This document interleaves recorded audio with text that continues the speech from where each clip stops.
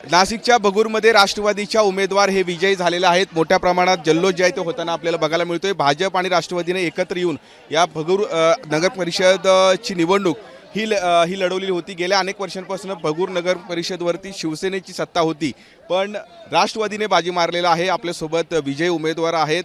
ताई, खूप मोठा संघर्ष होता इतक्या वर्षापासून, आज आपण विजय झाला। हो, निश्चितच आनंद आहे की आज भगूरच्या जनतेने माझ्यावर विश्वास टाकून जो मला कौल दिलेला आहे त्याला निश्चितपणे मी न्याय देण्याचा प्रयत्न करेल। आणि आनंद माझ्याबरोबर जे माझे उमेदवार निवडून आलेले आहेत आणि खास करून भाजप उबटा यांनी राष्ट्रवादी काँग्रेस पक्षाला जी साथ दिली आणि पक्षाने जो माझ्यावर विश्वास टाकला त्यासाठी मी या सगळ्यांचं आभार व्यक्त करते पहिलं तर। आणि निश्चितपणे मला जे संधी मिळाली आहे त्याला मी सोनं करायचा प्रयत्न करेल। आपण नगराध्यक्ष म्हणून निवडून आलेला आहात, काय पहिले प्रायोरिटी काय असणार, कुठले कामं अपेक्षित असणार आहेत आगामी काळात?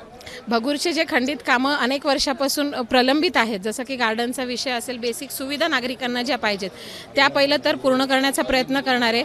आधी राहिलेली कामं पूर्ण झाल्यानंतर नवीन काही काही विजन घेऊन मी जे या निवडणुकीत उतरले आहे त्या हिशोबाने मी त्यापुढे काम सुरू करेल। महायुतीमध्ये टोकाचा संघर्ष या संपूर्ण निवडणुकीमध्ये झाल्याचं आपण पाहिलेलं आहे। वरती महायुती एकत्र आहे, स्थानिक पातळीवरती आता निवडणूक संपल्यानंतर सर्व पक्षांना सोबत घेऊन काम करण्याचा विचार आहे की? हो, निश्चितच महायुती म्हणून मला माझ्या गावामध्ये भाजप आणि उबटाने साथ दिलेली आहे, त्यामुळे आम्ही जे कोणी निवडून आलेले उमेदवार राहू आम्ही एकत्रितपणे काम करण्याचा प्रयत्न करू। अशा पद्धतीची प्रतिक्रिया आहे।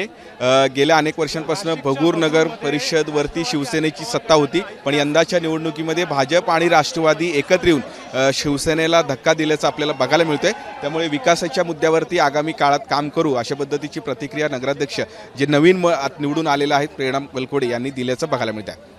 किरण गोटूर, जय महाराष्ट्र न्यूज, नाशिक।